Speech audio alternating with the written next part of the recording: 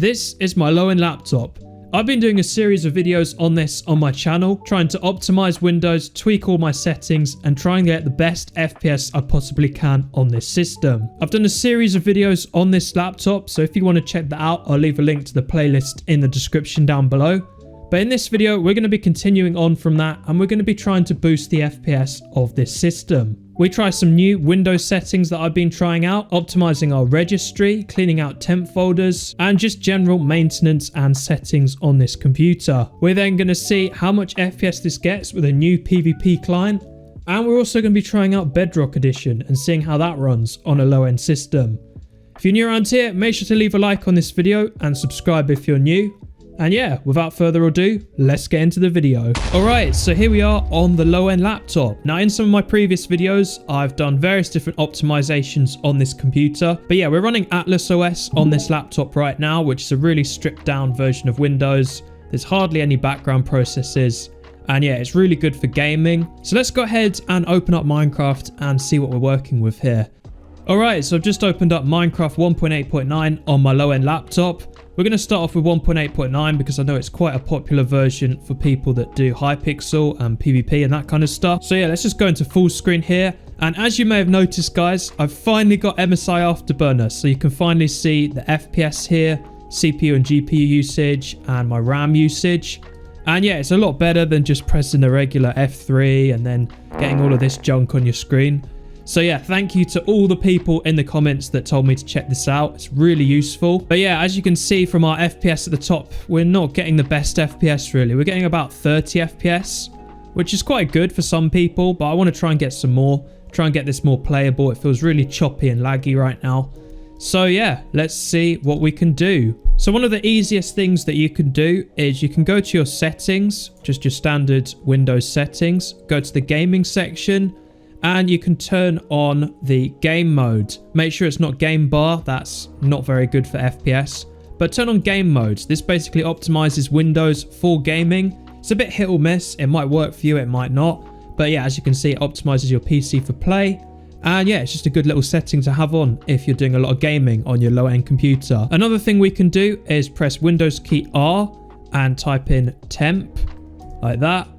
And this is basically all of your Windows temporary files. A lot of the stuff in this folder is junk basically. And if you've never cleaned out your temp folder before, this will be so full of just random stuff.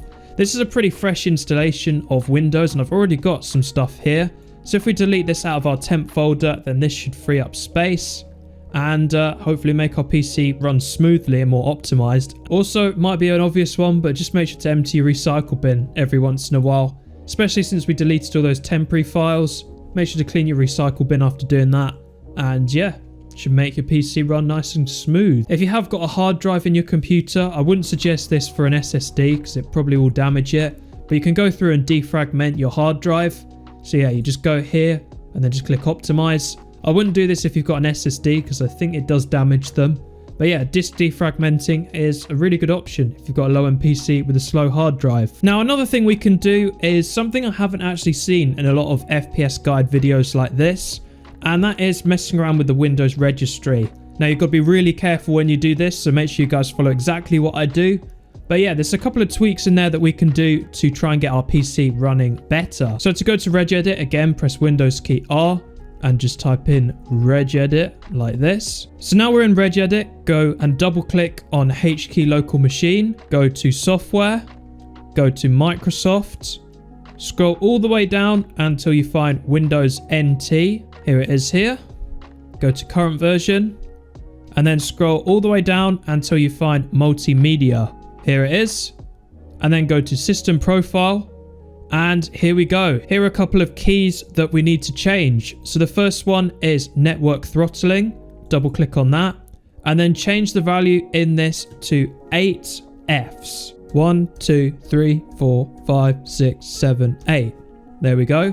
And press OK. And this one is actually really beneficial for gaming. It removes any kind of network throttling, which is really useful if you struggle with high ping. Next up, we're going to go to System Responsiveness, double click on that, and make sure the value in here is 0. So this should hopefully make your computer feel really speedy and should hopefully fix stuttering and also improve our game responsiveness. Now, once we've done all this, in the multimedia section, you should see a task section under system profile. Then go over and find games. Now find GPU priority, double click on that and change the value to 8.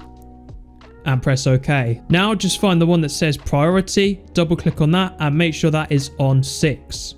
Now find scheduling category, double click on that and make sure that is on high. And that is it. Once we've done all that, just close out of Regedit and we have successfully optimized our registry. So what we can do is go to control panel, just search that in the Windows search here. And then at the search bar at the top, just type in power, go to your power options. Now by default it'll be on balance, but we're going to go ahead and change our plan settings here. So if you've installed Atlas OS like me, it does come with an Atlas power plan, which we're going to go ahead and select. So yeah, in additional plans, Atlas power plan, make sure you guys check that. This optimizes latency and performance and yeah, really essential for gaming. Alright guys, so the next thing we can do is right click on our taskbar, go to task manager. As you can see, our processes are really minimal right now, but if we go ahead and go to the startup section here, what we can do is we can disable most of these that we don't need. These basically automatically open as soon as you turn on your computer. The more you have enabled here, the slower your computer's going to be. So yeah, just go through and just disable all the ones that you don't need. So yeah, if you've got a lot of these, make sure to go through them and it can definitely help. Another thing we can do is change our performance settings. The easiest way to do that is go to your file explorer, right click on this PC, go to properties. Here's where you'll see your specs. Then scroll down and go to advanced system settings. This window should come up. If we go to performance here, go to settings and make sure you select adjust for best performance and press apply and OK. So as you can see, this makes Windows look pretty ugly. If we drag around this window here, we don't have a nice animation. A lot of the shadows gone behind the fonts on our desktop apps. So yeah, it's not the nicest, but if you want to squeeze every last bit of performance out of your low-end computer, this is definitely a good thing to do. Another great way to boost your FPS is to download a PvP client. There's many of them out there. I've done a lot of videos on them in the past. I'll leave some links to good ones in the description. So there's Luna Client here. But one of the ones that a lot of you guys have been telling me to check out and try on a low-end system is Salwia Client. So yeah, to get Salwia Client, I'll leave the link to it in the description down below. Just go ahead and press download and yeah, it should be a pretty small file. It should just download straight away. So yeah, here we are on the launcher of the Salwia client. We can allocate however much RAM we want to our game here. I'd recommend as much as you can, but also bear in mind you'll need some for the Windows tasks as well, which if you're running an optimized version of Windows like me, shouldn't be too many. And yeah, here we are on Salwia client. So if we just go to single player here, now you can log into your accounts on here or you can play on Cracked. I know a lot of people that watch me do play on Cracked. And yeah, here we are on the Salwia client. So as you can see, our FPS is about 30, but we haven't done any optimization yet. So let's go ahead and go to our options here. Now Salwia client does come with Optifine. So yeah, let's go ahead and turn on some settings. So first of all, don't know why smooth lighting levels on maximum. Let's go ahead and turn that off. One setting that is really important is this one right here, VBOS. Make sure that is turned on. If we go into details here, I'm just going to turn most of the stuff off here. We don't really need it. Make sure to turn off smooth biomes as well. Entity shadows as well is another really good one. I also always turn off rain and snow. Even if I'm on a high-end system, it's just annoying. I'm going to turn off fog. Who likes fog? I don't know.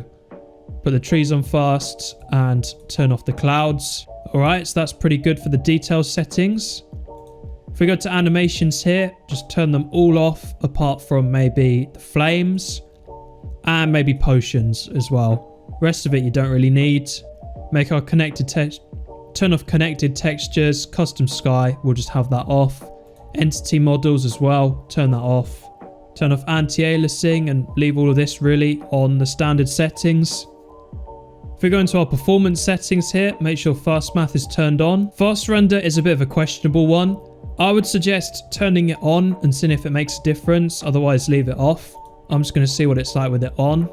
And yeah, make sure to enable lazy chunk loading as well. Really good for low-end systems. But yeah, here we are in 1280 by 720. This is a lot better and we're getting about 60 FPS, which is pretty good. Lots of mods are enabled by default on Salware, which is a little bit annoying. So you just have to go through and just turn them all off that you don't really need. Let's say join build FFA and try and do some PvP on the Salware client with our optimized settings. Oh, straight away, loads of players.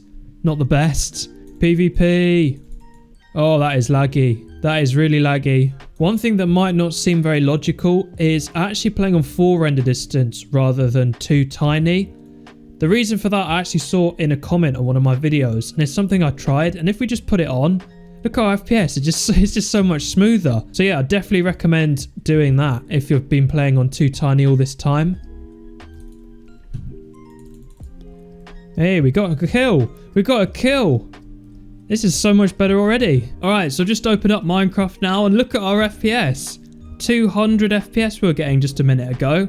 So I've turned down my resolution to like the lowest possible. And we're on 1.8 Optifine again rather than Salware client. Salware client works for some people, but for people like me, Optifine is probably the best way to go, to be honest with you. I've also disabled this setting, which a lot of people tell me to turn on. I don't actually have OpenGL drivers on this laptop. In fact, I think my graphics driver's that old, I don't even think it supports it. So that's a bit annoying. So yeah, in single player with our low resolution, our FPS is pretty playable, to be honest with you. Look at that. I wonder how much we can get. Let's see if we look down here. Well, we actually get less FPS when we look down. What about when we zoom in? Maybe 200 FPS. Let's go. One thing I've been wanting to try on this computer is Minecraft Bedrock Edition. So I've finally gone ahead and I've installed it and logged in. So let's see how it performs on this low-end system. Now, I've heard that Bedrock Edition has much better performance than Java Edition because it runs on DirectX rather than OpenGL. So yeah, let's see. Let's make a creative world real quick. So yeah, it's pretty stable actually on the low-end system here. We don't get like massive FPS drops. It's not like really stuttery. It's actually really smooth. It's actually really good for Bedrock Edition. I actually quite like this. In fact, if you guys want to see a video on me optimizing Minecraft Bedrock Edition on a low-end PC, definitely let me know in the comments section down below and I'll definitely do that. But before ending off this video, let's go ahead and do some speed bridging here. I really wish we had this on Java Edition. Look at this. And yeah, that's going to be the video, guys. Hopefully there's some tips in here that you guys have found useful to try out on your low-end PCs. And yeah, I'm definitely going to keep doing videos on this. I'm always finding different tips and tricks, and you guys really help in the comments down below. In fact, put your best tip in the comment section down below on how to get good FPS on low-end PCs, and I'll definitely check them out. Maybe even make a compilation of all you guys' comments and we can make a really useful video for some people. But yeah, that's going to be the video. I hope you guys all enjoyed. Leave a like if you did, and I will see you next time.